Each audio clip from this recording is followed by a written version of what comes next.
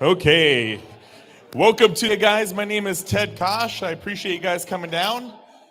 We just have some things we're going to go over before we bring in the infamous Mike Wolf up here tonight.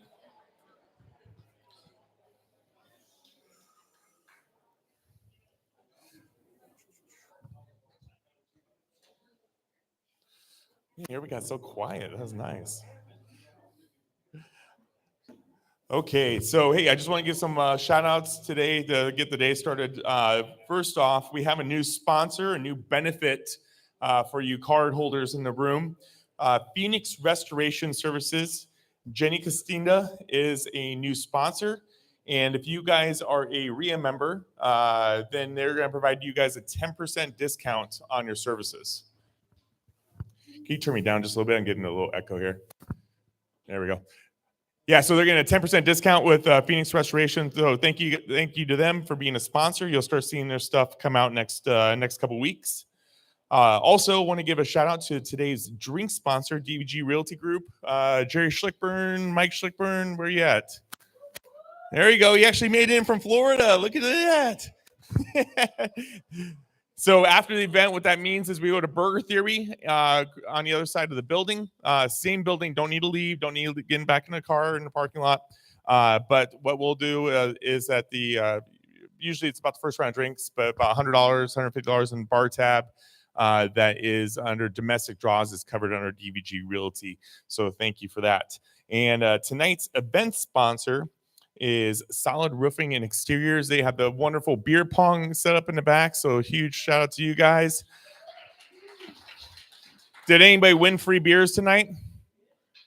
I see one hand. Oh, we only had one winner the whole night. 2 winners. Bud, I saw you were the winner. You were beer ponging it up. I saw that. So thank you guys for doing that. It adds a little fun to the back. And when Sherry gets back, we'll let her. Is she here? Oh, Sherry, do you want to say a few words on behalf of Solid? Oh, you get a round of applause. I didn't even get a round of applause when I walked up. Hi, guys. So there is a big difference in shingles and my voice going through puberty. There's a big difference in shingles. It's not just rock side up. So we're going to play a game here and blow up some shingles. So go ahead and watch this. In a second, drum roll. All right, so what we're going to do today is we're going to launch some pop cans, some soda cans at about 100 miles per hour at our local marketplace shingles. And we're going to see how they withstand. So what we got is we got some Owens Corning Duration, got some Malarkey Vista on the other side there. And then what we got over here, we got some Owens Corning Oak Ridge. We're going to have some Malarkey Highlanders. All right, so let's get to it and see what happens.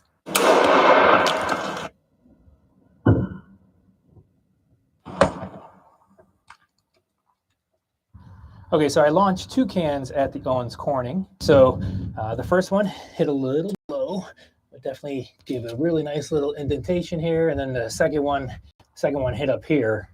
And actually the second one sheared itself apart. So this is the Owens Corning Duration. So we'll keep on going.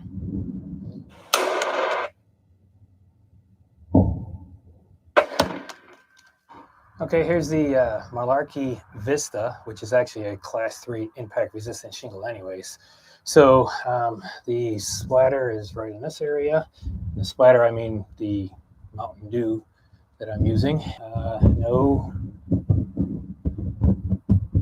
No indentations, no marks whatsoever on the Malarkey Vista.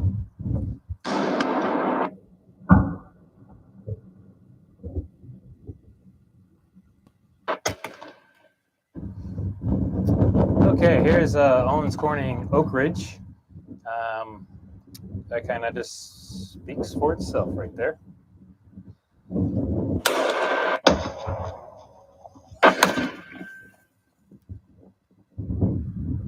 All right, now this one's awesome. Look at that. So this is the Malarkey Highlander. The can exploded down here. No damage. Blew the can up to here. That's incredible. So it didn't blow off the shingle. It hit the shingle, didn't cause any damage, and blew the can up. That's a pretty good test right there. You can see that there's a little difference in shingles. At Solid Roofing, we believe in your house. Roofing is a violent thing to your house to pull all the roofs off, to pull all the nails off. We will get it done in a day. However, there's a lot that goes into that day. And you don't want to keep paying your deductible every year. So we use only Malarkey shingles because it's fun to say, Malarkey. But they also are a family-owned business, so they do not have a warranty. If you want a warranty, you write your own warranty, send it into them, and they say, okay. They've never been in a class action lawsuit. And the coolest thing about it is most homeowners insurance will give you a discount because you put an impact resistant shingle on your house. Most State Farm, last I heard, was 22%. So quite a discount on that. And then also at Solid Roofing, we will work with your insurance to get you the best deal. I've said before, I worked with a gentleman that had a fire in his building. Insurance gave him, I think we started at $70,000. And I said, that won't even cover the roof. When we finished the insurance claim, he cashed out at $479,000. So not all that will happen. However, we will talk to your insurance so that you get to your best deal. Also, we do have a QR code, same as the drink special that we're doing, that if you want our information, you can do the QR code. And we do give a RIA discount. We do give a RIA discount. I had lots of fun over the 4th, if you couldn't tell. It's 10% on anything as long as it's not insurance. And was that it? I think that's it. If you have any questions, I mean, even if you don't use us, tell your roofer you want Malarkey. Just plain and simple, you want Malarkey shingles. The big hailstorm that was baseball size that came through Blair, it was on a home inspector's roof, the Malarkey shingles.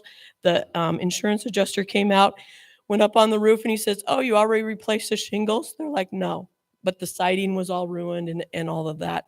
So anything roofing exterior, think of Solid, and we'll take care of you. Thanks for coming. Thanks, Sherry. Appreciate it. So if you want more information, they are in the back there. Also in the back, we have Rob in the corner with JM Real Estate Capital. Rob's been a sponsor of our group for a little over a year and a half now, and the podcast. So we appreciate it very much. Rob flies in from Atlanta every year, just specifically to come talk to us about this. But anything that you want to throw out there, Rob? Anything that you want us to say? Just come talk to you. High leverage, low rates. So thank you for that. Also, in the back, we have a book giveaway. We'll do that a little bit later. Is there a whole bunch of cards in there right now? 2. So we're giving away a book, and it's called Strengths-Based Leadership by Tom Rath and Barry Konichi. And what we do is we put our card in there. If you guys bring it back, we'll give it away again. We ask if you do bring it back, put your card in there and see how many times we can get it to go around the room. But we give a book away every month. So put it in there. We'll wait till there's a few more cards in there. We'll do a giveaway on that one. Couple updates. Also, if you haven't tuned in to Owen and I and Dennis's podcast, it is called RIA Radio. And we had Clint Blackburn in here. So if you've seen the guy with the big chops, that's Clint right there. There he is. It was a 2-part episode. Really fun. And we talked about a lot of different things. We talked about new development, flipping, illegal burning. Yeah, I mean, but it's recorded on a podcast. So but I mean, and give you a shout out. I think our downloads was about 150 higher than the average this week. So shout out to you. Give a round of applause, Clint. Next week on Wednesday, we have Spencer Goldenberg, and Spencer talks a lot about fun stuff. He's a commercial investor and commercial realtor, but he just bought the silos right off Dodge Street, and he gets into what their project is there. We won't give it two-way, but they have a huge project where they're going to demo part of that, and he's going to get into some unique builds that they're going to do there. So that'll be his project, a huge multi-dollar project. So Spencer will be on next Wednesday. Check that out. I ask this every time, but if you have not gotten on your preferred platform and given RIA Radio a 5-star review or written review, it would help us out a ton. The guys and I, we spend thousands of dollars on that podcast every month to put that out for you. And all we ask is just to give us a review. So we really appreciate that. Is there any new members in the room? Anybody new? 1 or 2, 3, 4. Sherry's new in the back. She's got her hand up. Well, it's kind of nice to know who's in the room with you. So one thing we always do is kind of put your hand up if this category fits you, so you know who's around you. Is there any contractors in the room right now? Raise your hand if you're a contractor. I see. Keep your hand up if you're looking for business and you're a contractor. Nice. Ben's looking for some business. Do we have any out-of-state investors in the room? Anybody invest out of state? I see a couple hands. How about commercial property owners? Any commercial property? Dave in the back. Storage units? Any storage unit investors? We're lacking on those. We need to get those. Trailer home parks. Anybody do trailer home parks? And how about single family property owners? Single family rentals? How about multifamily rentals? Anybody doing multifamilies? Any wholesalers in the room? David? Any real estate agents that focus on investment real estate? Nice.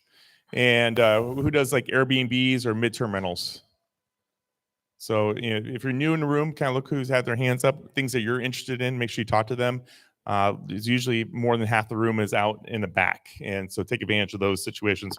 Also, some upcoming events we have the RIA Luncheon, and it's on the 21st, 11:30 to 1, and that is at the Rail Car. We always do that on the third Fridays. Member, non-member, everybody's welcome. It's just a networking group. We don't have a presenter. Everybody gets to talk. So 1 to 2 minutes for everybody. Highly recommend it. Bring anybody you want. It's a great thing to bring your spouse to also. On that same day, the 21st, is the National RIA Zoom call. It's just like these events, but it's for the whole country.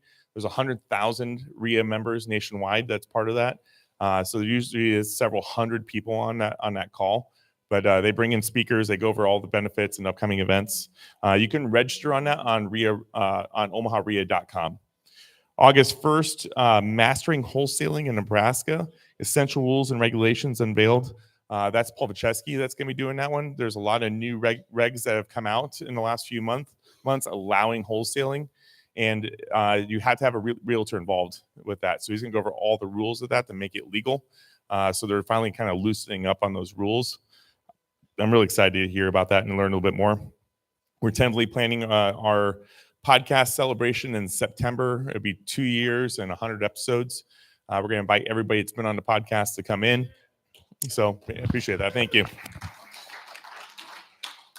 And so that should be a fun one. So if you've been on the podcast, we got some plans we're going to do to entice those people to come back. Kim, you were just recorded last week, so you get invited. And then if you've been on the podcast before, can you raise your hand just so people know who you are? Is that everybody?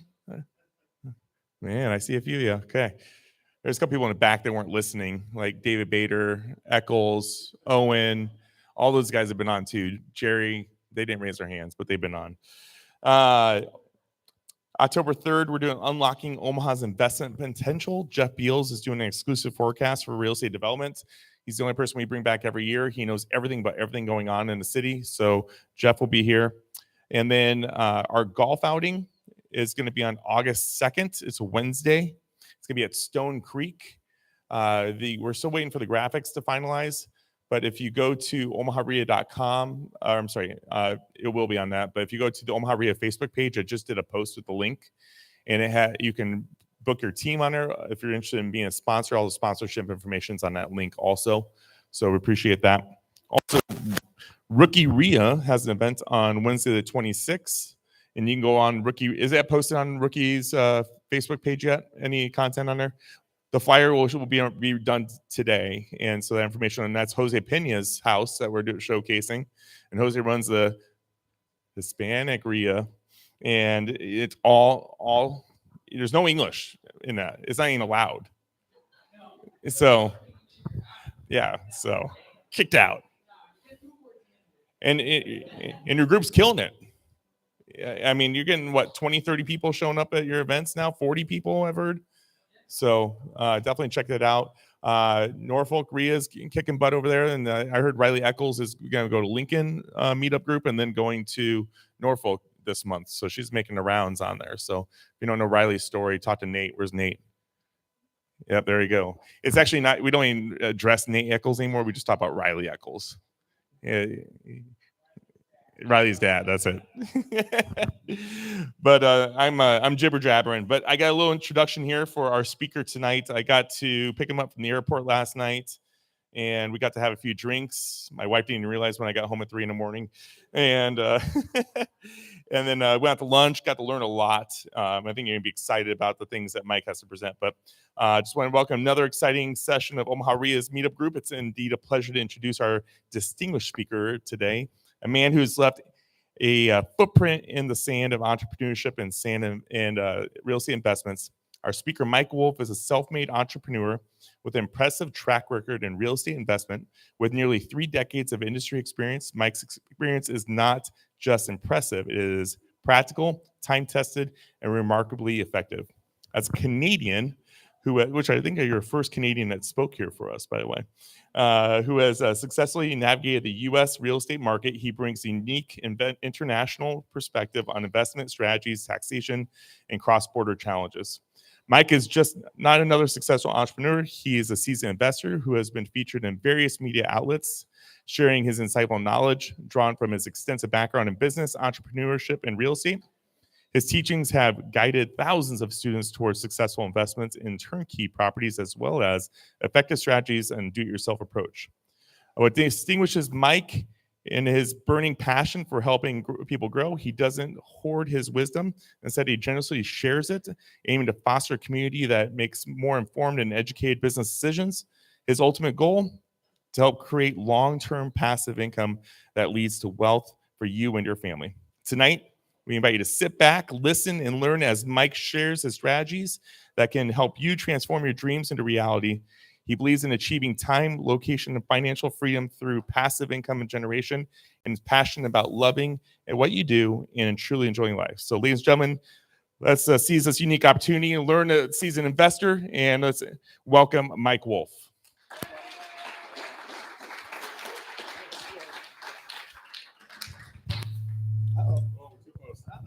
Uh-oh. Yes, I'm representing all of Canada right now, so I better do a good job. How's everybody doing? Good. So show of hands, who here is relatively new at real estate investing? Okay, quite a few. Good, cool. And how many people are seasoned investors and hanging out with Warren Buffett when you're not in this room? Anyone? So I want to first of all thank Ted for having me here. And I would have given you a shorter bio had I known you were going to read that one. That was actually an old one because it said almost 3 decades. I've been doing this for 34 years. And in addition to real estate, I've been a serial entrepreneur. I've owned a lot of other businesses, restaurants, tomato sauce company, even though I don't know how to cook, and furniture company. I've done a lot of different entrepreneurial ventures. So I'm here to help you guys. If you have any questions, I love things to be interactive. I didn't make a PowerPoint. I was thinking of doing it because sometimes I kind of go off on tangents and it keeps me on track. But then I decided, no, I'm just going to go with the flow. So one of the things I want to talk to you about tonight is everybody talks about their successes and everybody wants to brag about all the things that they've done that went really, really well. Today I want to talk to you about all the things that I did that sucked and that you can learn from by not doing them. And then also just talk about some of the things that a lot of the misconceptions that as investors we hear all the time. And I've always kind of done things my own way, and it's worked really, really well by not listening to what other people have told me. So But I want you, if you have any questions, if you're stuck on a deal, if you have any questions at all, whether it be real estate, business, entrepreneurship, building teams, whatever it is, I'm happy to help you. So I just kind of go in the direction you guys take me and with your energy. But I'm going to start off by just talking about a little bit about how I got started and also some of the things I screwed up on along the way to get to the point where luckily things are pretty good right now. So I got started, as I mentioned, a long time ago. Some of you weren't born yet. And real estate investing was never really on my radar. I never woke up one day and said, I've got to be a real estate investor. Matter of fact, I remember I was in the middle of grade 12 and I had no idea what I wanted to do when I graduated. And my parents were always bugging me. You got to be a lawyer, doctor, lawyer, doctor. That's all I ever heard. Anybody else get that from their family? Anyway, and I'm terrified of blood. So doctor was off the table. And so I actually went to school and I got my first degree to become a lawyer. And during that time, I racked up a whole bunch of student loans. And I decided, you know what, before I go back and get my second degree, I want to get these things paid off. And so I got a job actually at the phone company. A good friend of mine, his mother was a manager there. It was union, it was government back in those days. And while I was there, I bought my very first home to live in. And I had a very, very creative mortgage broker. And he goes, Mike, if you want, I could get you another mortgage if you want to buy another property. And at that time, I was like 23 years old. And I remember saying to him, like, I'm a single guy. Why do I want a second property? I wish I got that call every day. But he said, Mike, well, you buy the property, you put tenants in place, they pay your mortgage, and in 25 years from now, you have a clear title home, that's your retirement. I go, okay, that makes sense. So back then, of course, I had no idea what the due diligence was to buy a property. So I thought, okay, I'm going to buy a pretty house, because obviously those are the nicest, the best ones. And then I want to buy something close to me so I can go collect the rent really easily. By the way, if you're new, don't use those criteria for your due diligence. But it worked out really well because while I was, shortly after I bought it, what we just saw happen with COVID, where the prices skyrocketed pretty much everywhere. Well, Calgary, where I'm from, is an oil city and oil was booming. And during that 2-year period, the market just took off. And all of a sudden, I was sitting on all this equity. And as an ex-starving university student, I never thought I'd see that amount of money in my entire life. So I did what any other kid would do in their mid-20s. I immediately told my parents, I'm not going to law school. I figured out what I want to do. And I quit my job at the phone company, not really realizing that now all of a sudden I don't qualify for mortgages anymore. So don't do that. And the rest is kind of history. I wish I could say the rest is history. There was definitely some bumps in the road. One of the problems with having your first deal go extremely well, almost perfect, is that you can't duplicate it. And I thought, oh, well, obviously, if I made this kind of money on my first deal, obviously I'm gifted at real estate investing. And I thought I knew everything there was to know. So number one mistake, never be a know-it-all, be a learn-it-all. And even to this day, I love going to real estate investment clubs like this one, even if I'm not speaking, just to be in the audience and hang out with other people. And I want to congratulate you for being here. You know, there's so many other things you could be doing right now, and you're hanging out here to learn, you know, so especially right after July 4th, you guys are still hungover, a lot of you, I'm sure. So I want to congratulate you for doing that. Back in those days, I thought I knew everything there was to know, and there's nothing left to learn. So anyway, I remember telling my mom that I wasn't going to go back to law school. She was very upset, still is. And she said, Mike, go get your second degree so you have something to fall back on. And then if you want to do real estate, do real estate. So of course, being in my mid-20s, I couldn't listen to what my mom said. And so I just said, Mom, don't worry, I've got this. My next deal went the exact opposite of my first deal. It tanked. I didn't really know any due diligence, as I've already told you. So I didn't get the home inspected. I looked for another pretty home. I didn't really look at the numbers because I didn't really know how to analyze the numbers back then. And managed to lose a lot of what I had made on that first deal. I still had a little bit of money left, but I managed to lose a pretty good chunk of it. And in all honesty, if I hadn't told my mom, I've got this, I was too embarrassed to tell her she was right. And that's the only reason I'm still here in the industry, because it would have been so easy to quit and just say, okay, I'm going to go get my law degree. So, but anyway, because I told my mom that, there was no turning back. And so what I did next is something I should have done in the first place. And I took the little money I had left over and found somebody who was successfully flipping properties. You have to remember that first home I bought, it was meant to be a long-term hold. It was meant to be a rental property for 25 years. And all of a sudden now I don't have a job. I don't have paychecks coming in. I had a lump sum of cash, which I then lost a lot of. And the next deal, like I said, it pretty much eroded what I had. So at that point, I went and found somebody who was doing what I wanted to do. He was flipping homes. And I basically said, listen, I've got this amount of money. I want to work with you. You can keep most of the profits, but I want you to show me everything that you're doing. I want to learn how I messed up on this last deal. I want to see how you do this properly. And had I done that in the first place, I would have been better off and I would have not had that roller coaster ride. So one of the other big lessons is get your mentor early. And once again, I want to congratulate you for being here and doing that. You're here learning. You're not just testing the waters and dabbling and hoping it works out. But that's the time to get the map is before you go into the woods. So I wish I knew that when I was younger as well. But anyway, I did learn how to do things properly. Not every deal went exactly to plan after that, but they didn't go as bad as that one did for the most part. And once again, if it weren't for me getting my mentor, I'd probably, if I was here in front of the room, I'd be talking about law. I wouldn't be talking about real estate investing. So that's kind of how I got my start. And so when I meet a lot of people that are new, and they say, Mike, I don't really know if I'm cut out for real estate investing. I didn't even have that on my radar. I wasn't even trying to be a real estate investor. I just happened to get really lucky on my first deal. And that's the only reason that like I said, the only reason I'm here is because I happened to fluke out and find a mortgage broker who convinced me to get started. So another thing I really recommend for those of you who are realtors in the room or mortgage brokers is take people that aren't investors and show them how to do it. That mortgage broker got a lot of deals for me because he showed me how to do the first deal.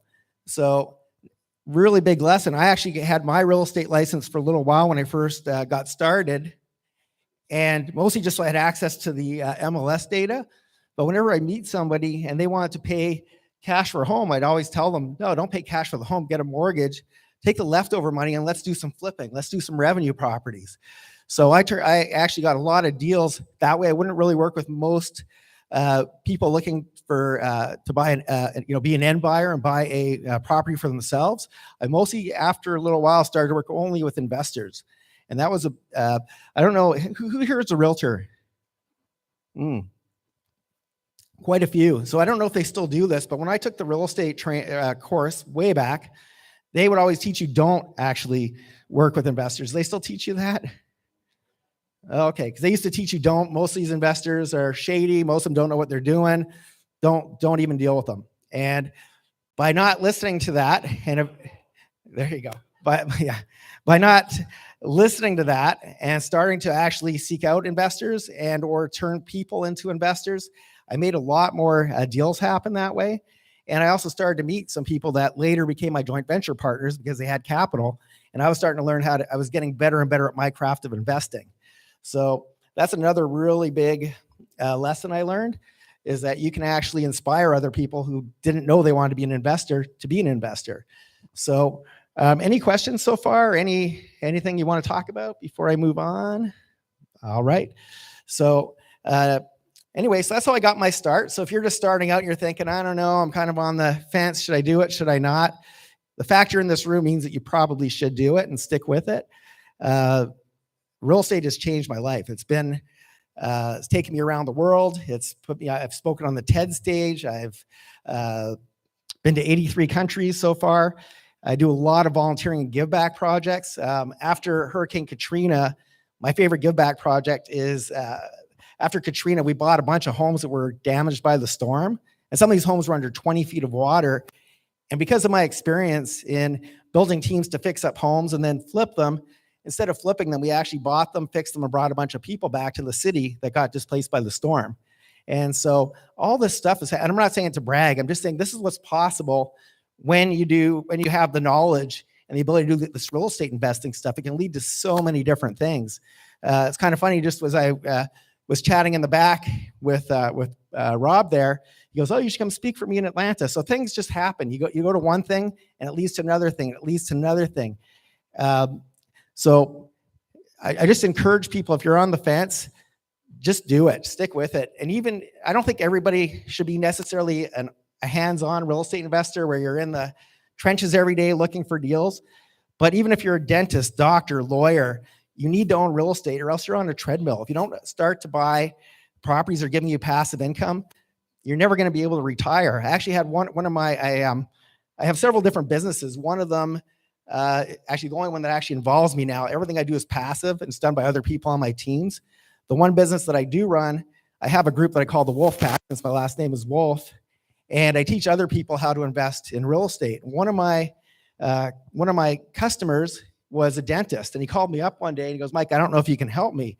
I've got this dental practice. I still enjoy dentistry, but when I first started 30 years ago, I could see inside people's mouths a lot better. Now I don't really see that well, and my back kills from leaning over people all day, but I don't know how I can survive without this income coming in. And so basically I showed him how he could sell his practice. He got probably around $4 million for his practice. And then he bought some rental properties that are now managed by other people, and he's replaced his income through the rental income. So had he not done that, he'd be doing dentistry till the day he's like, till the day he dies. And at a certain point, you just can't do it anymore, even if you want to. So it's so important that everybody starts to look at creating passive income for themselves. That's another thing I wish I would have known earlier. I did a lot of flips back in the early part of my career, and it was great, but I never really held on to anything. And if I could go back, I would start collecting properties a lot sooner. So if you're a flipper, do 2 or 3 flips, buy something to hold. Do 2 or 3 flips, buy something to hold. And as you get to a certain point, then anything that you do after that is because you want to do it. It's not because you have to do it. And so I haven't, like I said, my business is run without me now. I won't even look at a business. As I mentioned, I've done a lot of things. I had a pub, which I didn't really work in. I had a partner who did most of the work. I put up the money. But you can create passive income from almost any business if you have the right teams, the right systems in place. Because having a team in place doesn't guarantee you're going to get passive income. Early on, when my earlier versions of my teams, before I put systems in place, every time I'd buy like some homes, I'd have my team call me up. Hey, what color carpet should we put in this home? What color paint? What appliances? And so you want to make it so it's foolproof and it runs without you. And so passive income is really the key to getting your freedom. I have some really good friends that are very, very successful in flipping, but they haven't really bought anything to hold. Whenever I go visit them, it's like, hey, do you want to go for lunch? It's like, no, but hop in the car and we drive around the city looking at all their different homes that are under construction, under rehab. And that's the only way I can chat with them. I can't actually hang out with them and have lunch. So you don't want to become like that. At one point in my career, I would say I was definitely a workaholic. I was working 12, 13, 14-hour days. And my daughter, who's 28 now, when she was a kid, I remember there were a lot of days I would leave home. It would be dark outside. I'd work all day, come home, and she'd be still asleep. I'd come home. It was dark outside again, and she was asleep again. And I hardly got to spend nearly enough time with her as I would have liked to have. Now I've got 2 grandkids, and I'm very fortunate because of the passive income that I get to spend as much time with them as I like. And once again, I could be the most successful flipper in the world and have X number of $1 million sitting in the bank, but you still don't have a life. And to me, why do we get into real estate in the first place? Like, we're not doing it so we can keep ourselves super busy. We're doing it to create freedom for ourselves. And I know so many investors that have become really good at what they do, but they never ended up creating anything passive. And if they stop doing the work, the money stops coming in, much like that dentist. And so another lesson that if I could go back to my 23-year-old self, is like, start buying stuff to hold early on. It's not sexy. You're never going to see a show on TV, how to get rich really slowly and boring in real estate. It's not going to ever be an A&E special. But in all honesty, that's where most people that I know that have created wealth for themselves, that's how they did it. They did it buying properties, by renting them out.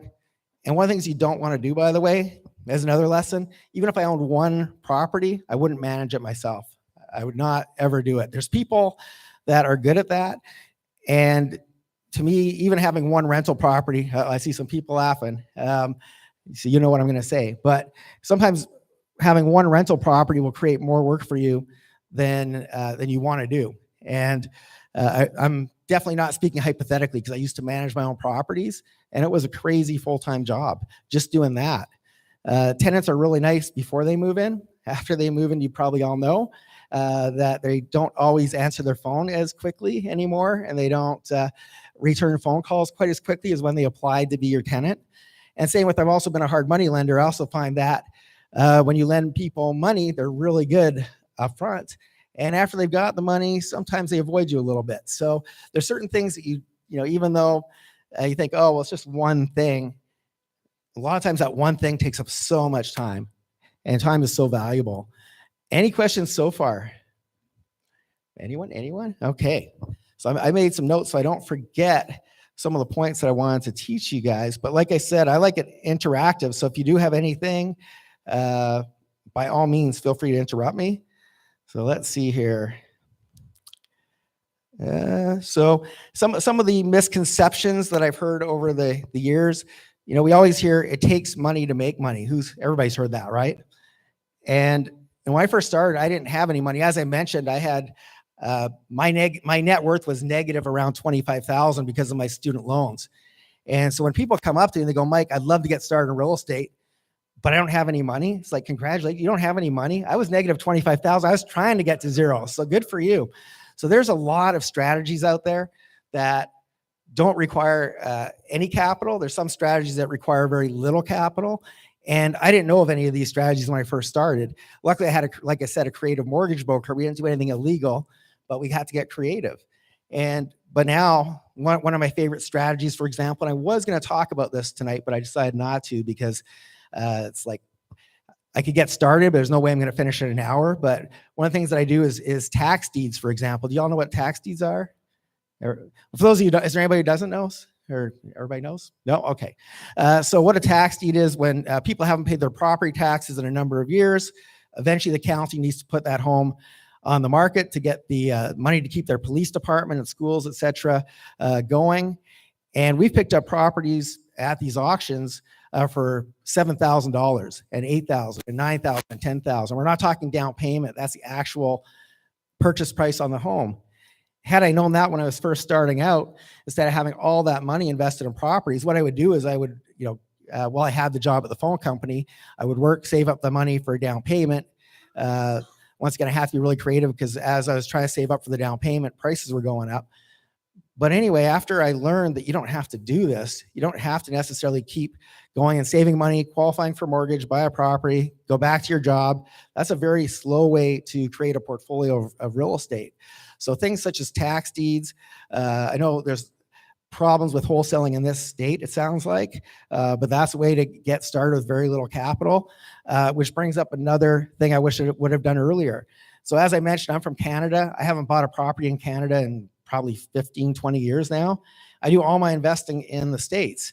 And for all of you guys that live here, you have such an advantage over Canadians, for example.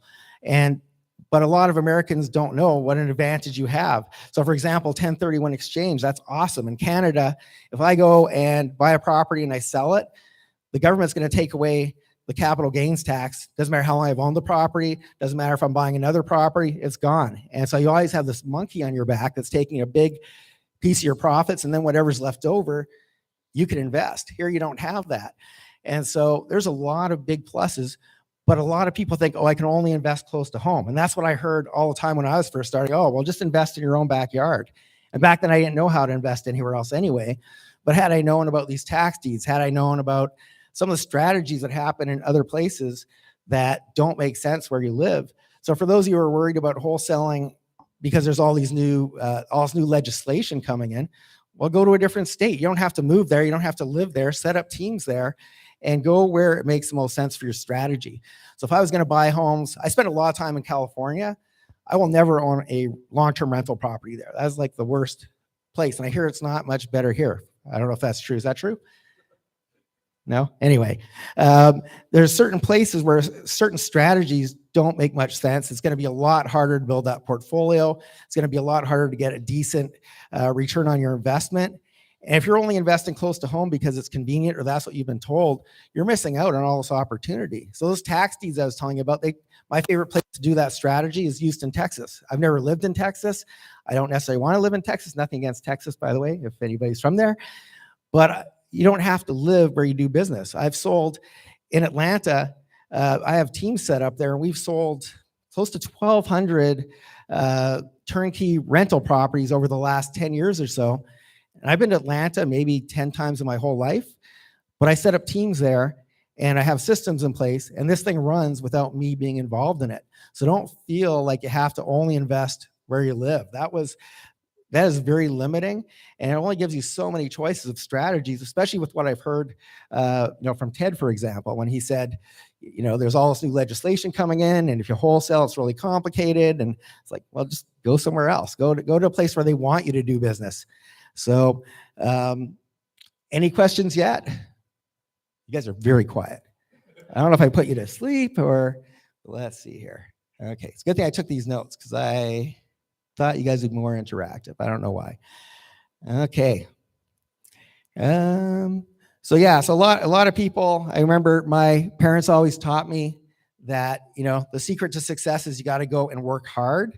And I'm teaching my grandkids, don't work hard, work smart, use leverage, we have so much technology these days. Use the technology that's out there, hire people, delegate. Working hard is actually the slowest way to get wealthy. When I was a workaholic and I was working all those hours, I was doing pretty good. I had some really good money coming in, but I had zero balance in my life. I didn't have time with my daughter, like I said. I wasn't traveling the world. I wasn't volunteering, and I wasn't doing anything other than working all the time. And ironically, now other than my wolf pack, other than my teaching, my turnkey business I told you about in Atlanta, that takes up none of my time. I have somebody who goes and finds the properties. He passes that on to our inspectors who go and figure out what we need to fix on the homes. Then we have our contractors go in and fix it. Our property management team then goes and fills the vacancies. And then I've got other people that sell the homes for me. I'm not even involved in the process anymore, other than originally building the team, putting certain systems in place and injecting a little bit of capital into it. And then I stepped away from it. And so ironically, while I don't work hard, instead of being a workaholic, I'm a playaholic, the money is coming in a lot faster because I was a bottleneck in my business. There's only one of us, and we only have so many hours in a day. And at some point, our spouses get really mad when we give them less and less of our time, I found out. So you definitely want to learn how to work smart, not hard. Now, you guys are supposed to ask me, what about teams, Mike? How do I build teams? But you guys aren't asking all the important questions.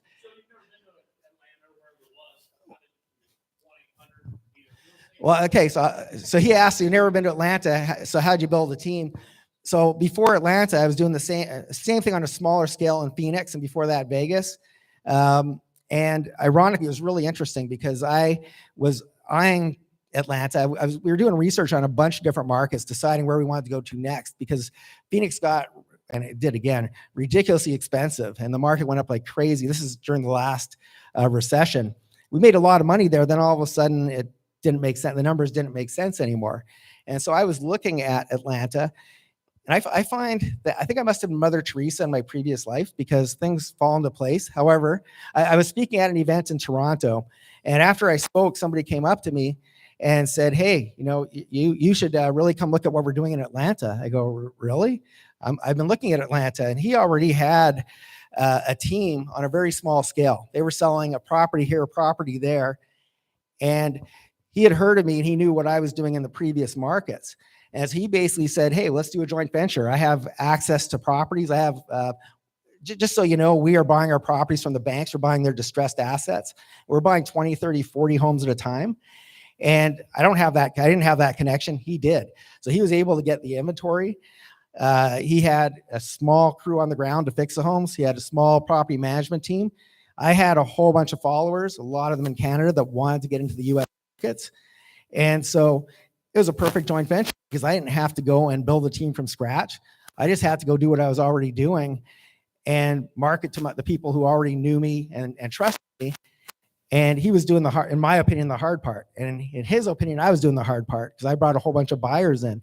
And so that brings up another really important point. One of the things I would also have done earlier is have more joint ventures instead of trying to do this alone. This is really a tough business. It's tough to be an entrepreneur in general alone because there's so many people that aren't entrepreneurs, for example. And I'm not sure if you guys get this, but everybody thinks we're crazy. It's like, what? You don't get a paycheck every 2 weeks? They think we're nuts for wanting to do our own thing. So I just find it really lonely. And that's why I love coming to events like this with people that are of similar mindset and that always want to learn, and they want to go do their own thing, and they don't want to have a boss that tells them what they have to do and what time to show up for work. Anyway, a lot of times things just happen by showing up. I showed up in Toronto, and all of a sudden, I just think that if you do a little bit of the work, if you guys ever see The Secret, I kind of like The Secret in a way because it brought some stuff to mainstream, but it also gave people the impression that you could sit at home, eat Doritos, and think about money, and it's just going to show up. But the root word of attraction is action. If you're actually out there taking action, I find that if you do like 10 or 20% of the work, like miraculously, the right people just show up in your life, the right opportunities, the money shows up, the deals show up, and it just happens over and over and over again. Like I said, when I came in tonight, I already got another speaking. I wasn't looking for a speaking gig, but somebody said, "Hey, do you want to come speak in Atlanta?" It's like, sure. I always love to speak for these kind of groups. So this stuff just happens, but it comes from starting and taking action and moving forward. It's very easy to just say, okay, well, a lot of us are entrepreneurs. We're all perfectionists. Everything's got to be just right. Oh, I can't get started until I've got this next thing. I can't get started to have this thing. Those things are never going to happen if you don't start moving forward and taking action. And so it's almost like magic, though. Like every single time that I'm thinking, okay, I have to go build another team. Where do I start? Miraculously, it shows up. But if it doesn't show up for you and you need to build a team, we live in the best time ever. There's so much information online as to who's doing what. There's so many of these different groups. So if you picked a different city that you've never even been to, and you went online and you started searching for different investment groups, meetup groups, RIA groups in that area, and you just start asking around, hey, well, who knows a good roofer? Who knows this? Who knows that? It's a lot easier than it used to be. Some of you probably don't remember what the yellow pages are, but back in the old days, it was a lot of trial and error. Now we can read reviews. We can talk to other investors, see what what kind of experience they've had with these teams, etc. And then the other really cool thing is that A players only hang out with A players. You're never going to find a really good property manager and he's going to say, oh, you should really talk to this contractor. If the contractor sucks, he's not going to be hanging out with a good property manager. That almost never happens. So A players always hang out with A players. So it's not like you have to find every single person on the team from scratch. Usually finding one good person will get you all the rest of the team that you already need because they're already working together. So it's a lot easier than people think. In our minds, it seems really complicated and really daunting. And I was prepared to go build a new team in Atlanta. But once again, I happened to stumble upon somebody who's already doing it just on a small scale. And that's the best kind of joint venture, when you have somebody who's already doing something and you see how you can add value to them and take it to a different level, scale it for them, and create a win-win. And that's exactly what we did. So any other questions? Oh, go ahead.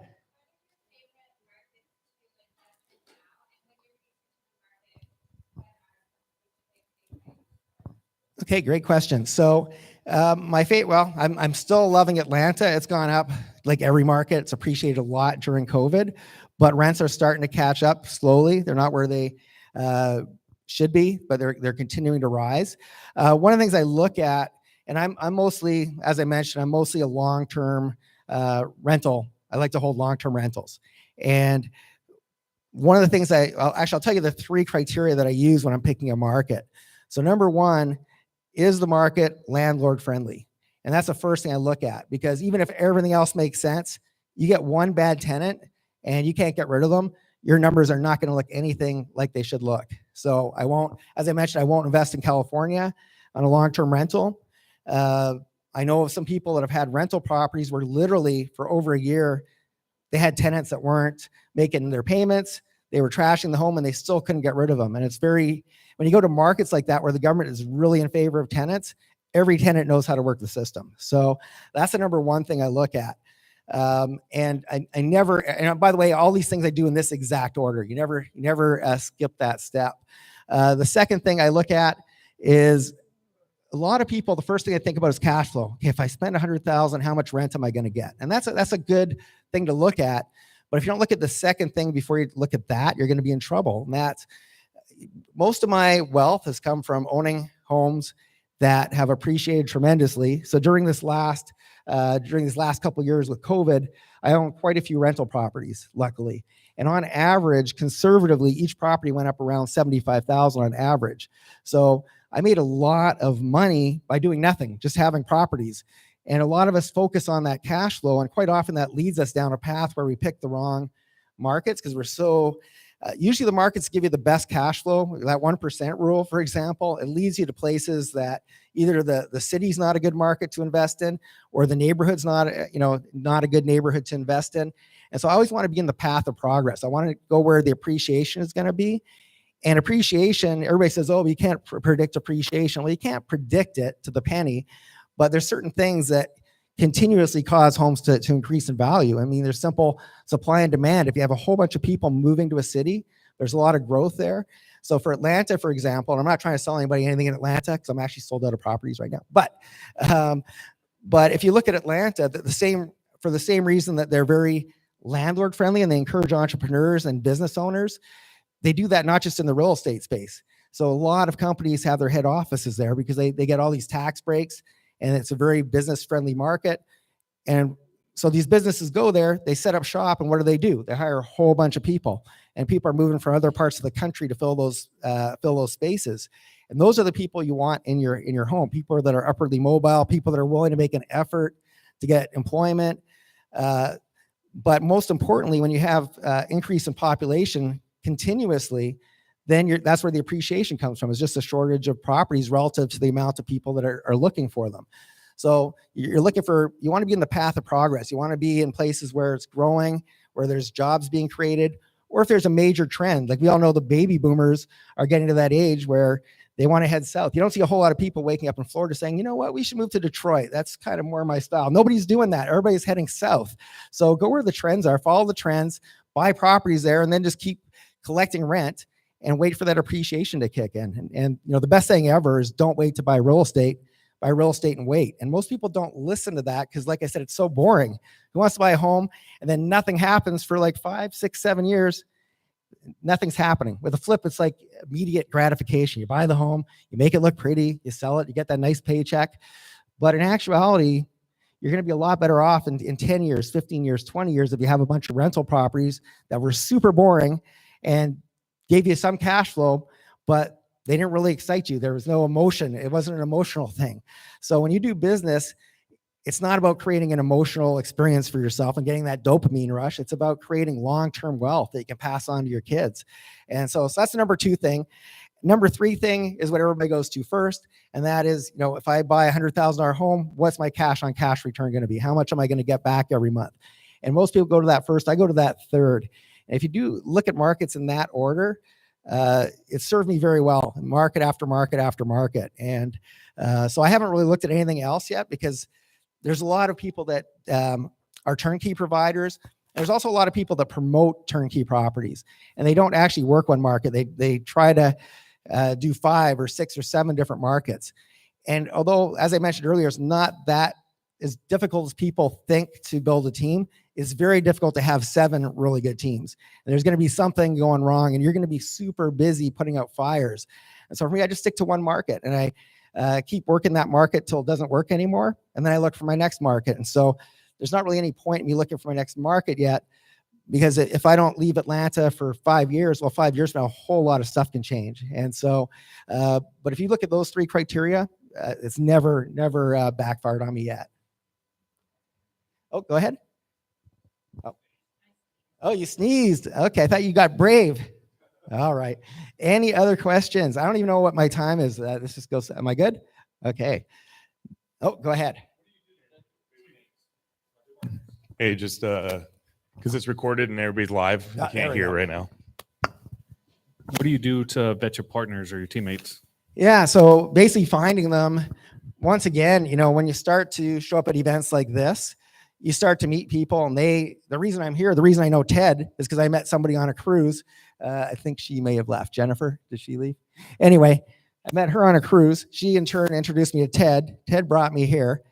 And so it really comes from just getting out there and meeting people and as you get to know who you trust.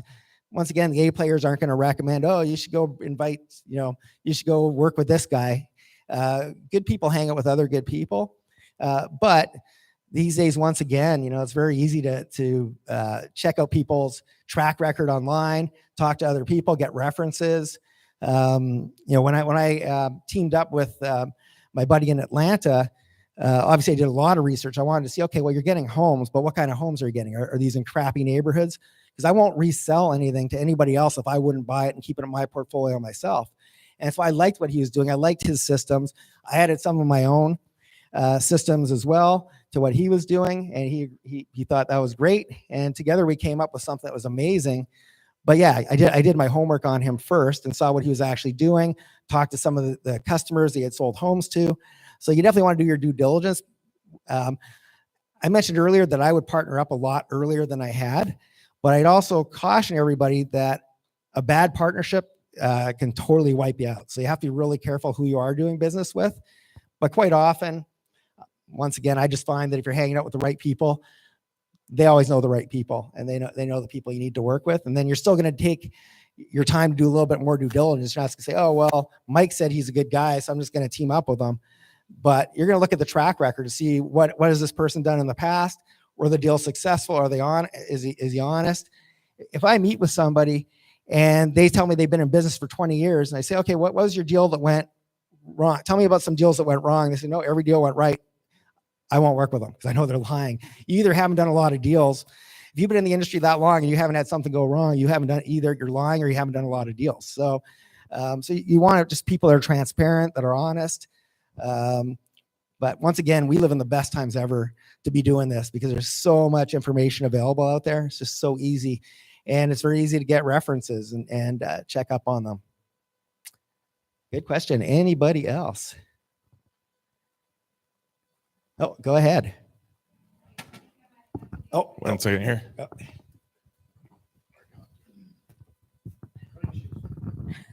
Thank you. So I think I'm at that stage where you bought your first rental property. Uh-oh. So I bought mine just 1 year ago. Okay. And just last month, there was 1 year, and the property taxes increased, which ate into my cash flow. Mhm. And now I'm like, okay, maybe it's time to invest into the next property. And I know what went wrong with yours when you were looking for your second, I guess. Well, my second one, my biggest problem is one, I had no idea of due diligence, especially because I went from a long-term hold. The long-term hold is very forgiving. If you mess up, even if you overpay or if the home needs more work, over time, that becomes a minor blip on the radar. If you sell 10 years later, it's going to be like, whatever, I'm going to do well. If you're trying to flip a home, that is very, very dangerous if the numbers don't work out. In my case, I didn't have it inspected. So there were a lot of issues that came up. They removed the drywall. All of a sudden, there's plumbing and electrical issues. Like a whole lot of stuff came up. And I'm not handy at all, by the way. And so that was actually, I used to think that was a curse when I first started. It's like, oh, I wish I could just fix up my own properties to save money. Never, ever, ever. Even if you're good at it, don't do it. Your job is to go find more deals. But anyway, to answer your question, so mine was basically on a flip. Is yours more of a buy and hold? Yes. Okay. Yes. I am only looking for buy and hold. Yeah. So the good news for you is that rent is heavily tied to inflation, and we know we're hitting some mass inflation. Right. So your rent will go up, and hopefully that will exceed how much your property taxes went up. But I was talking to Ted last night. I heard how much the property taxes are here. Is it here? Yes. Oh man, you guys have horrible taxes. Remember I said you could invest in other states besides here? That was meant for you. Okay, because Okay. yeah, you have to look at the numbers. Like I do, as I mentioned, I do a lot of tax deed properties in Texas, but I always flip them because they have high property taxes. I don't know if they're quite as bad as yours, but they have very high property taxes. And when you're holding them, they work only because you're getting the properties for really cheap. But I'd rather take that money and invest it in another market to hold. And once again, that's why you don't only want to invest close to home, because sometimes I want to buy some properties to flip, and I'll do that in Texas. And I want to buy properties to hold. I'll do that in Atlanta. And I don't want to do anything in Canada because we're heavily taxed too, much like you guys, maybe worse.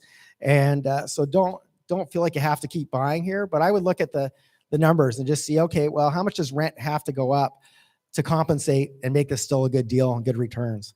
So, Okay. but the other good news is you bought it a year ago. So I'm sure it's appreciated a little bit, and there's some Yes. equity in there. And if you sold it, it still wouldn't be a mistake. So Okay. there you go. Good question. Anybody else? Ted, how much time have I don't even know what time. It goes so fast when It's you're up here. 8:10, but you're all good. Okay, cool. All right. Any other questions? Go ahead. Hey, Mike. Hello there. I have a million questions for you, but I'm going to save them for tomorrow on the podcast. Deal. But I have one. Okay. When you are participating in a down market, arguably we're in a down market right now compared to last year, the year before.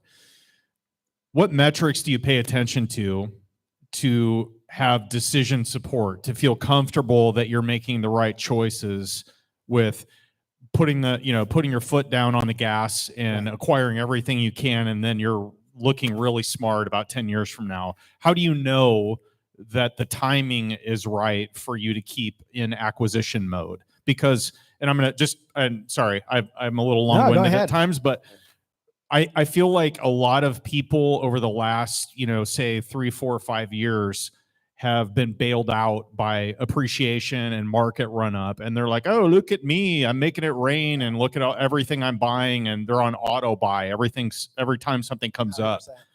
And now it's crickets. Yes. What do you do? How do you feel comfortable in making acquisition decisions right now? Well, as the market shifts, so does your strategy sometimes have to shift. And so, for example, I wouldn't be too keen on doing let's say a development project that's going to, finish in 2 or 3 years from now, because who knows what's going to happen between now and then. I probably wish I would have talked to you about 6 months ago, but go ahead. And I probably, there's a lot of things I wouldn't look at, like a flip. If I know I can get in and out of that deal really quick because the market can shift just like that. And then all of a sudden you get stuck with a property.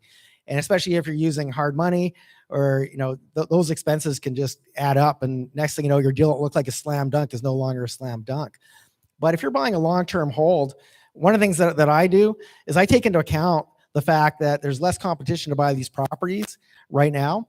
And even though the cash on cash returns aren't awesome, I know that inflation is going to bring up that rent. So I'm thinking in a year from now, what is that rent going to look like? I'm not looking at what's it producing right now, because I know the prices of the homes went up a lot faster than rent did. Although rent is starting to really go up now too. But I'm looking at what does this look like in the future? And like I said, when you asked that question, when you're buying and holding on long-term rentals, pretty much anything bad that happens, I'm going to tell you actually the worst thing that ever happened at any deal I've ever done. And this might make you feel better. I don't know, because it happened to me, not you. But back in the olden days when I used to manage my own properties and I thought I was really good at it, I picked a tenant that gave me a bunch of post-dated checks, and every single month the check would clear. I never heard from the guy, never a complaint that anything was wrong with the home. And all of a sudden, like after month 10, a check bounced. I go, that's really weird. He never bounces a check. I tried calling him. His phone was disconnected. I went to the house, no answer at the door. So I left a note for him saying, hey, for some reason your check didn't clear. I'm sure it was just an oversight. Give me a call. No response. The next day I go back and put another sign on the door saying, hey, I didn't hear from you. So I'm giving you 24 hours notice. I'm going to come in the property tomorrow. That's what the laws are in where I live, where I owned that property at the time. And still didn't hear. So I went in there, and he had turned my home into a grow up. Do you guys all know what that is? Yeah. And cash cow for him. It was the home was covered in black mold. I guess how they get busted is quite often the electrical bill goes from here to here, just out of the blue, because they have all these heat lamps and whatnot. And so they tapped in, they took the electrical and somehow tapped into the city's electrical.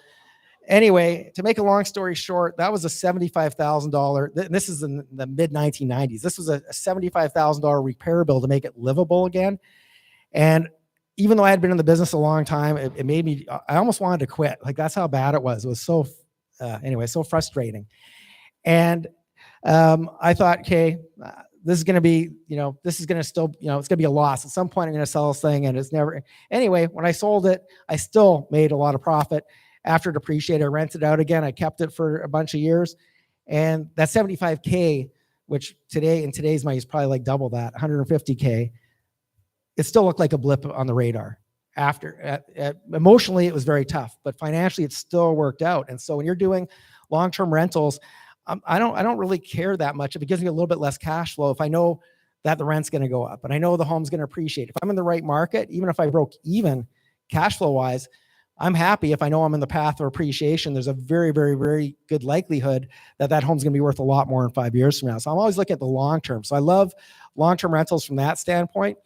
But, back in my day, there's no such thing as Airbnb. And I'm really starting to like some of these short-term rentals, but you have to really know your market. And there's a lot of moving parts. You have to make sure you have a really solid team, because I know people that are cleaning their own Airbnbs, and they're literally, as soon as somebody moves out, they're the ones going in there. And that sounds horrible to me. Like, I would not want that job. And so you have to really be careful what strategy you're doing and make sure it works with the times. As a matter of fact, I'm going to give everybody an ebook for free that I wrote. If you don't mind putting that up there, I wrote an ebook on the top strategies that are working right now. And I actually wrote it during COVID when I was bored. It's very easy to read. It's like 20 or 25 pages. And so it'll talk about some of the strategies that are working really well right now. But yeah, everybody looked like a hero when the prices were going up. But when you're in a down market, then you actually have to know what you're doing. And so many people leave the market. A lot of speculators jump out of the market, which is good for us, real investors that know what we're doing, because there's opportunity in every market, whether it's going up, going down, staying the same. There's always opportunity. There's never been once in the last 34 years where I woke up and said, there's nothing I can really do today, so I think I'll just go and get a job. That's never crossed my mind. So there's always something that works. It's just you have to shift as the market does. If I could ask one follow-up question, Yes. It would be, so I'm getting the sense that you're a big fan of appreciation, which has proven to be pretty effective here in the last 10, 12 years. What do you do if you're starting out? If we strip you of all your real estate superpowers and experience, and you had to start from scratch, and you're like, I want to make this work, but I need money to pay my bills. Yeah, appreciation's great, but like, how do you get from starting to where you are now? Yeah, what I would do is I would not in this state, but I'd be wholesaling somewhere else, building a team somewhere else, just to keep that capital coming in. And then every couple of deals, as you accumulate enough money, I would buy something to hold. And once again, this book actually talks, a lot of the strategies in there are strategies that require very little or no money. That's how I started. So I always assumed everybody's starting in the same place. I actually wrote it for people just starting out, but a lot of people, even sophisticated investors, don't know some of these strategies. And so there's ways that you can go and buy properties to hold without having good credit, without having a whole lot of money in the bank, and to get, I'm not saying only buy long-term rentals. I'm saying do other deals. If you can find a flip that makes sense, do it. If you can find a wholesale deal that makes sense, do it. But if that's all you do forever and you never actually hold on to anything, you're going to have maybe a very high paying job, but it's going to be a job, and you're not going to be able to get off that treadmill. If you start buying properties and holding them, every X number of years, you're going to see what we just saw during COVID. That wasn't an anomaly. That happens all the time. I mean, not all the time. It happens every 5, 7, 8 years, but it's happened over and over and over again for me. And like I said, it's really boring holding those properties and getting just a little bit of cash flow every month.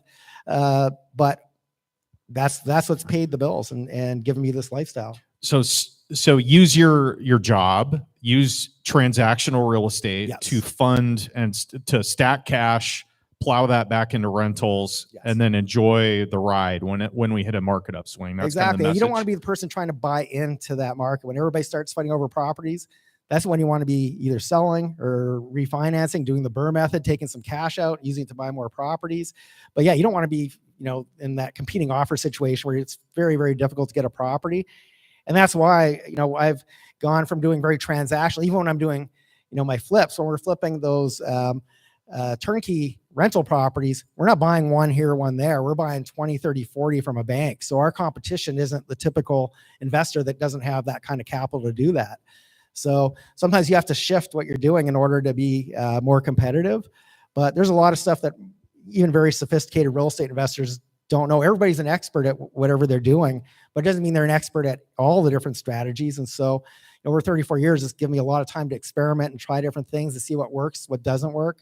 And, but yeah, there's definitely opportunities, but you also have to kind of look at the long term. Don't look at, hey, what's this going to do for me this week? But if you're just starting out, you need that cash flow. Yeah, either don't quit your job. If you're getting that steady paycheck every 2 weeks, and you don't hate your job, stick with it.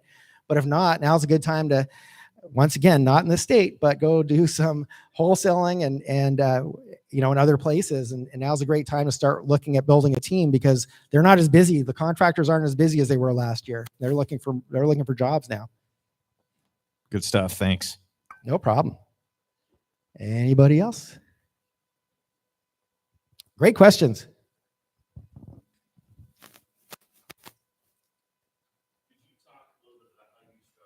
Oh, I think that's off.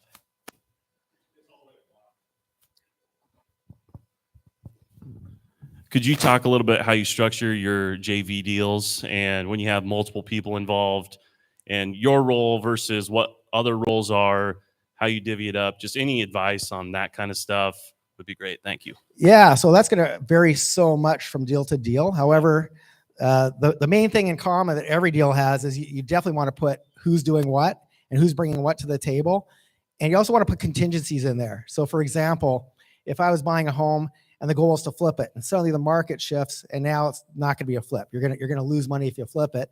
Well, then we'll have a plan B saying, hey, if we can't make this much profit, then here's our contingency plan. We're going to turn this into a rental and hold it until we can make this much money. You want to have those discussions before you get started. It's kind of like a marriage. You know, you don't want to, after you get married, say, hey, do you want kids? That's not the time to ask that question. It's time to, you have to ask that before you start the deal. And so, but then you have to put all the things, brainstorm on all the things that could go wrong, because you can have a really good conversation when you're excited and be on the same page. And then all of a sudden when something goes wrong, all of a sudden everybody's like, you said this and you said that. And if you have it all in writing, that helps a lot. But be very specific as to what you're bringing to the table. So I mentioned earlier, I owned a pub, and one of my realtor friends up in Calgary, he said, Mike, there's this pub and it's losing a ton of money. The guy is desperate. He just wants to unload it. And at first I said, no, I'm not interested. I don't want a pub. It's too much work. I have a friend who owns pubs, and he's always told me, you know, you have to be there 24/7, because the biggest enemy of a pub owner is your alcohol goes missing out the back, your food goes missing, the staff are pouring free drinks to their friends, et cetera, et cetera, et cetera. It's like, I don't want that kind of job. And I thought, well, come to think of it, my buddy who owns pubs likes being in pubs all day. And so I basically told him about this deal. And I said, okay, basically, we can get this deal for a really good price. I'm going to put up all the money. You don't have to take a dime out of your pocket ever. I've got this.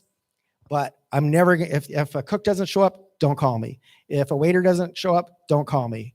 I'm not ever going to come in to work. And even if I'm there with my friends having a drink, I'm not available. So I don't really need to own this pub. I know what we can do to turn it around. He knew what we needed to do to turn it around too. But I was very specific. And I said, if you don't want to do it, no problem. You can just walk away from this. But I said, if you want to do this, you're going to have to be here all day, every day, but you're never going to have to take a dime out of your pocket. He ended up having a 50% interest in a pub, and he was extremely happy because he loves hanging. That's what he's done for years. He loves hanging out in restaurants and pubs. That's what he does. I still don't know how to run a pub to this day, but I can tell you we owned it for a year and a half, sold it for a heck of a lot more than we paid for it. And we took it from losing a lot of money to making a lot of money within around 90 to 120 days. But the reason I tell you all this is that it was very specific. Mike Wolf will not be doing any work in this pub ever. Even if I'm standing there bored, texting people, do not ask me, because I'm not trying to create any job for myself. And Tony, you will never have to take any money out of your pocket. If an expense comes up, I've got it. And he was very happy. I was very happy. And the best kind of deal is one where you exit it. In this case, it was a year and a half later. He was happy. He would do a deal again with me. I was happy. I would do a deal again with him. And it's only because we were very, very specific. If I wouldn't have that conversation, he goes, Mike, well, I'm here all day. Can't you come in and cook for a little bit? It's like, if we had that conversation and it wasn't in the contract, that'd be a whole different story as to how that would have turned out. So just be very specific. Who's bringing what, who's doing what. And if you don't come to agreement on that, then just, that's not the right partner for you. Does that make sense? Awesome. We got an online question here. It says, are we online? That's cool. Yeah, Mike, as a Canadian investing in the U.S., could you share your insights on how to best navigate the cross-border investing issue, specifically around taxation? Yes. All right. Are there any other Canadians in the house? No. All right. Okay. So this is just for this one person. I would say reach out to me. I'll get you to put my contact info up there later, but reach out to me at mike@mikewolfmastery.com, because I don't want to go in a lengthy conversation on a topic that nobody else is going to benefit from it. However, I would say that in a nutshell, you want to talk to a cross-border accountant who is trained both in the US and Canada. Because if you go to a Canadian accountant, they're going to say, oh, yeah, I can help you. And first thing they do when you leave the office, they call an American accountant and try to piece things together when they're not really meant to be pieced together. And same with if you call an American accountant, they're going to call up a Canadian accountant and try to piece it together. Get somebody who's trained on both sides of the border. But I can help you if you reach out to me by email, which is Mike@MikeWolfMastery.com. There it is. Good job, guys. You have a great crew, by the way. Big round of applause for the crew. You guys are awesome. Thank you. All right. So sorry, I couldn't go into, if this is a room of Canadians, then I would answer that in great detail. But that's Anywhere outside of the United States then? I've looked at a bunch of different markets. I was just actually in Spain and looking at some of the short-term rentals there, because if you invest $500,000 or more, you can actually get residency. And before COVID, I didn't really care. These days, it's like, I wouldn't mind some more passports. Maybe an EU one would come in handy. So, but I've actually looked in places like Costa Rica. I've never invested there. There's so much opportunity here in the US that really you don't really need to go anywhere else. But sometimes if there's a ulterior motive, such as residency or a passport, that's kind of what's motivating me. But otherwise, there's so much opportunity here. You don't really need to. Is anybody investing outside the US? Where are you investing? Belize, right? Belize. Nice. That's a good spot. How's that going for you? What are you? Oh, yours closing. Congratulations. That's awesome. Well, if you need somebody to test out the unit, I'm happy to stay there for you. All right. Anybody else? Anybody? I saw another hand. Where are you investing at? Where? Dominican Republic? Awesome. How's that turning out? Yeah. You got another online question for you too? Sure. Can you share a few examples of key mistakes that you made in your early days investing with lessons that you learned from them that you now impart on your students? Okay, so going back to that deal that I didn't want to talk about for many, many years, but now I'm good with it. The one with the $75,000 grow op repair bill. It really sucked when that happened, but I learned a lot from that. I got a few really big lessons that now we implement in, that's some of our systems that we use in Atlanta, for example, on our turnkey properties. So for example, if we do our criminal background check and check into people's finances and their references, all that, before we actually say, oh, you can move into the house, we do a couple of extra things because I know a lot of the people buying my turnkey properties, I was fortunate that I had the $75,000 that I could repair that home. A lot of people I know, if they got a $75,000 bill, which, like I said, this is in the 90s, that they wouldn't have been able to fix a property, and they would have been in really big trouble. So one of the things that we do, and I recommend if you have rental properties, I recommend everybody do this. Number one, before we say you can move in, we actually, not me, the property manager goes and shows up at their doorstep, doesn't tell them that they're coming, just says, hey, you know what, I just need one more piece of paper signed. I'm sorry to just, show up. What they're looking for, whatever they're doing to that home is what they're going to do to your home. So if there's weeds up to your knees, that's what your home's going to look like. If they said they have no pets and there's 12 dogs running around the backyard, that's what's going to happen in your home as well. So that's the number one thing that we do. And then the second thing that we do is we actually put in the contract that we're coming in every 90 days. And we say it's to change the furnace filter and the batteries and the smoke detector. And half the time we don't even really do that. But the reason we put that in there, the best way to get rid of a bad tenant is to have them not move in the first place. So if they were planning on doing a grow up, they know they're going to get busted. They're not going to agree to that. And they're going to become somebody else's problem. And so these are some of the things that, just some examples of some of the things that I've learned along the way that, even though it's a very expensive lesson at the time, I'm sure it saved me a lot more than that, after, all these other homes that I've owned since then. And also it's really helped me to have a really good, safe program for the people that are investing in these turnkey properties. Because the last thing I would want is somebody to all of a sudden have a $75,000 bill on a home that they bought through my company. So I learned a lot. I don't know if I would want to go through that again to have more lessons, but it really, the best thing is that if you can be proactive and learn something from it and just be a smarter investor going forward. So I don't wish that on anybody, but we did make some changes as a result. I know that Owen and I interviewed somebody on the podcast recently, and she was talking about her first, I think it was her first investment property out of state, and it was in Kansas City. And they had a turnkey company, and I believe that the house was condemned when they went there. and they're getting fake pictures and told that things are happening, but really nothing was getting done. So That happens a lot. yeah, That happens it's a lot, pretty especially unfortunate. during the last recession.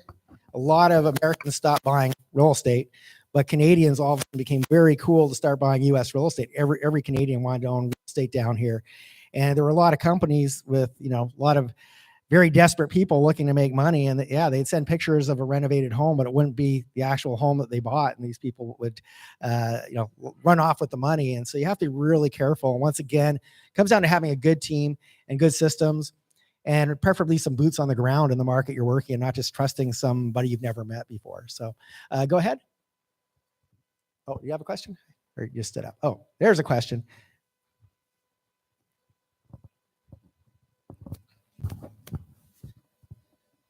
So you're doing turnkey properties, but you're not doing the management. What does the structure of that look like between you, the management company, and the investor? Yeah, we actually have a management company. It's not mine. I didn't set up the company because I don't really want to be in that business per se.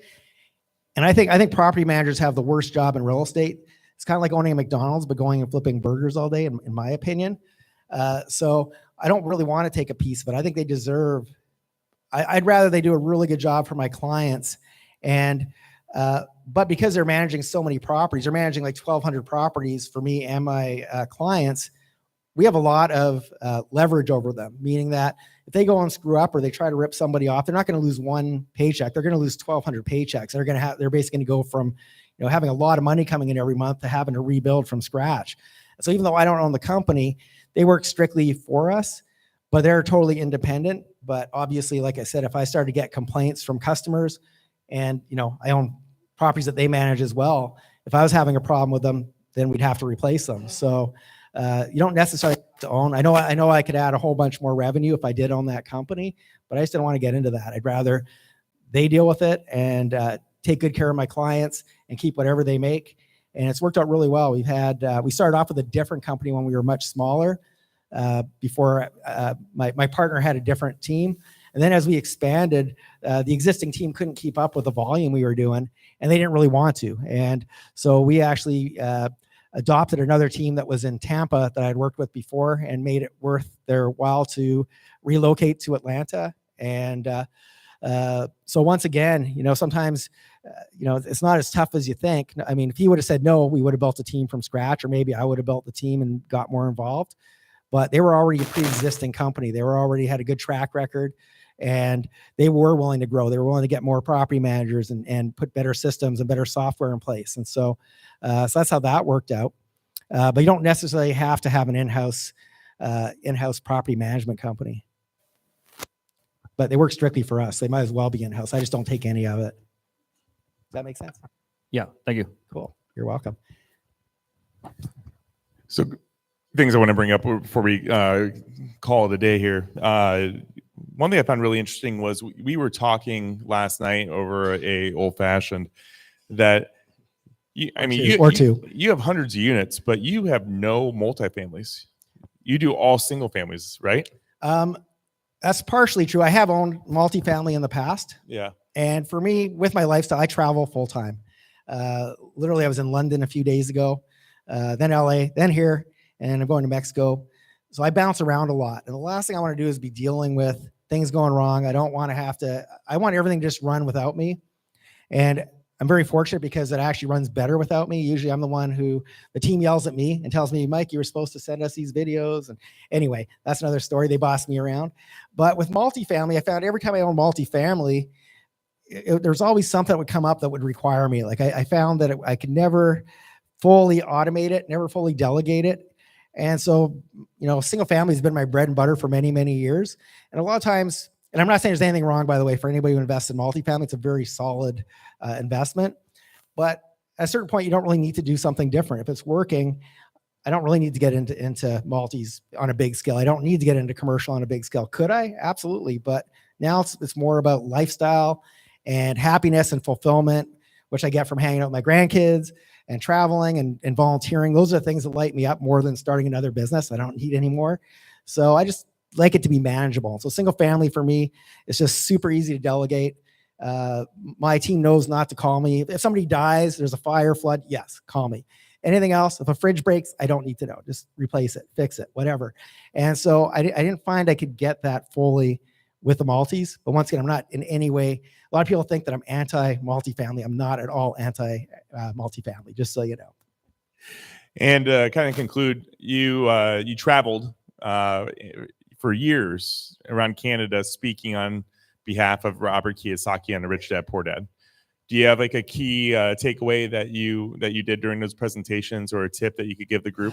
Yeah, I got to be careful. But we'll strike that from the record. But Yeah. Just be careful. There's a lot of I guess celebrities out there that there's a lot of companies that put on seminars, and they license somebody's name and picture and whatnot in order to attract more students and charge more money for their programs, et cetera, et cetera. And even some of the big names in the industry, sometimes money gets the best of people. So just be careful where you're learning from. And I think I'm just going to leave it at that, because I don't want to criticize anybody or anything. But everybody should read. I still think everybody needs to read. If you haven't read Rich Dad, Poor Dad and Cash Flow Quadrant, those are amazing books. But I'll just leave it at that. Any other questions before we wrap it up? Last call. All right, I'm going to have my old fashioned. It's been sitting there. Well, thank you so much. Appreciate it. Thank you, guys. Thanks, bro. Appreciate it. We'll pop his free book that he's giving away back up there too, so you guys can scan that. And there it is. So Mike is completely. It was awesome having you out here, man. Appreciate everything. Look forward to it. And if you want to hang out with Mike a little bit, get to know him a little bit better, we will be at Burger Theory next door.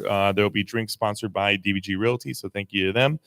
And we encourage new members, kind of introduce yourself and tell us something that you're looking for in your business. So if you're a new member, we'll have the microphone in the middle. And if you got something that you are looking for in your business, or something that this group can help you with, this is your chance. Don't be shy. I saw like 4, 5, 6, 7, 8 hands up here. Nope. Okay, well, come talk to us later. We're glad to be there for you. Any shout outs you want to do for your business, or anything that you're looking for in your business? This is the time that you guys can take the mic. This is the quietest you guys have ever been. I'm going to let you guys know that right now. I told him, I go, you get 30, 40 minutes of questions. Usually got to cut it off. Here we go. Go ahead, Sherry. I am so sorry. I forgot to say that we matched the Malarkey price. So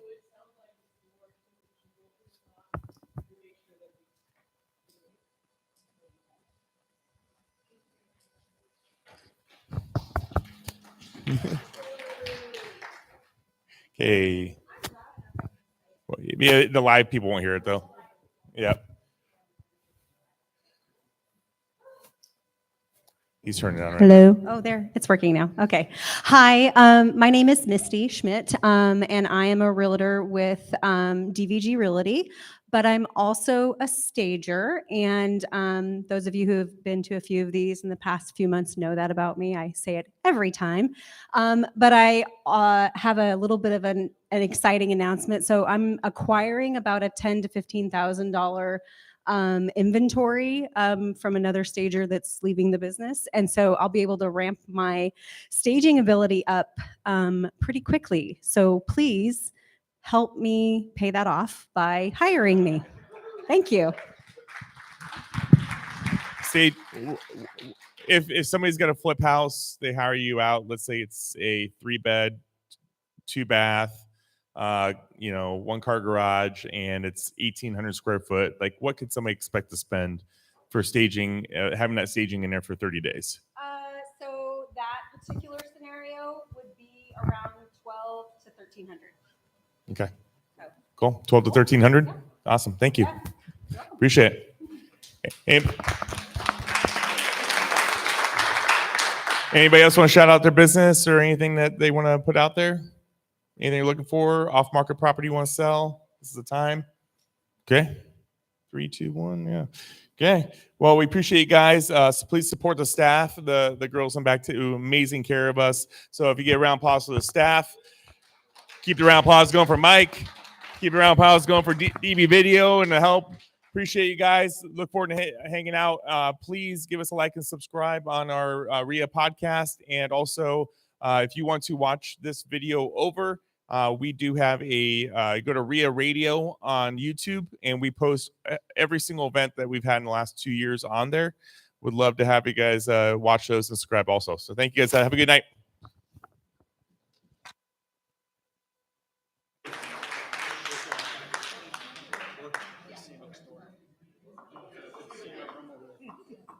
Oh, I was just joking. We got a book giveaway here. I just wanted to keep you guys around for an extra minute here. It's because everybody's so quiet tonight. I'm not used to this. Okay, so we got about 6, 7 cards in here, and the lucky winner of tonight's book. Dupree Sievers, owner, TV mounting, real estate investment, electrical repair, installation, Black Power redevelopers. Where are you guys at? Did you leave? Okay, I'm going to go to the next one.